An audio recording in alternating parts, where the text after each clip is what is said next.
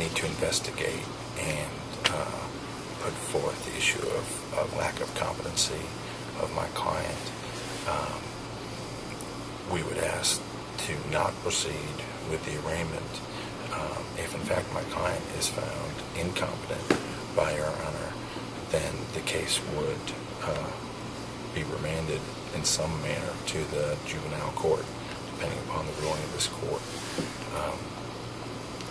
I'm not exactly sure how Your Honor would want to proceed in that regard, but we believe that competency is a live issue. Obviously, this is a recent event. We need to have him evaluated.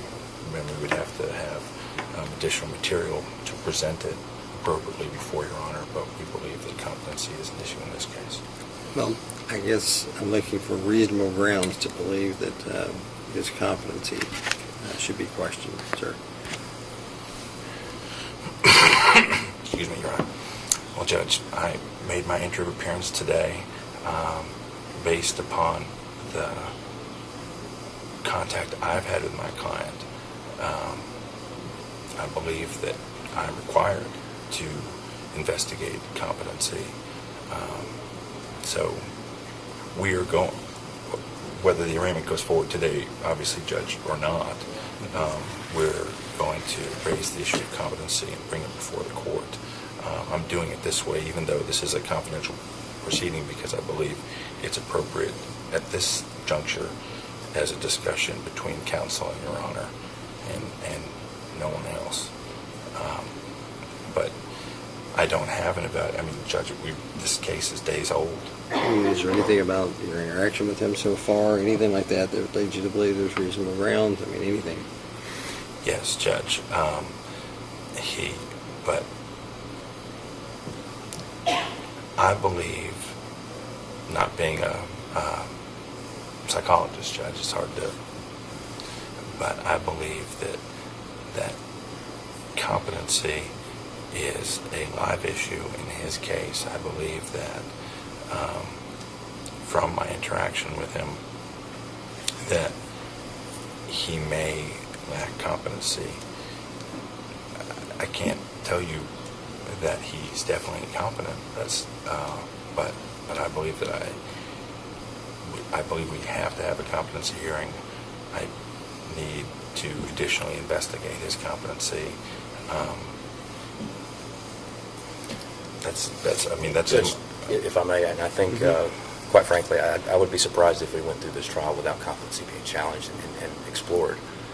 However, I think he's right. It's so soon that he hasn't had time to even give the court reasonable grounds at this juncture. So we go ahead and arraign him, give him time to speak to him more and find those grounds. I have no doubt it's going to, us challenging that there's no reasonable grounds is going to be difficult.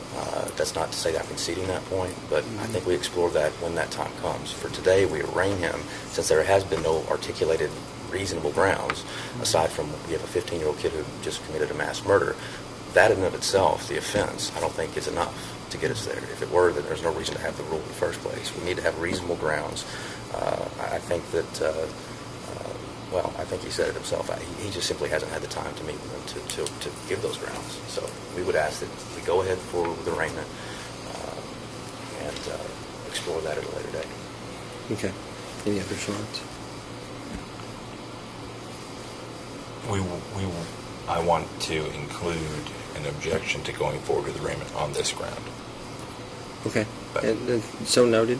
Sure. And if you had anything that I would consider reasonable grounds to believe that there may be an issue of competency, I tend to agree with Mr. Ford from reviewing the case law. I don't think that the alleged conduct itself is enough.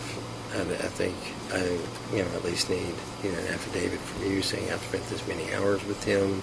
When I speak with him, it seems like he doesn't understand what I say. Something. I understand, Judge. Something to give us some grip there. And if that develops, you can raise competency, of course, at any point. But at this point, having nothing in front of me to believe there's reasonable grounds to question the child defendant's competency, then I think we'll proceed with the arraignment then. Thank you. But your objection is noted for the record. Thank you.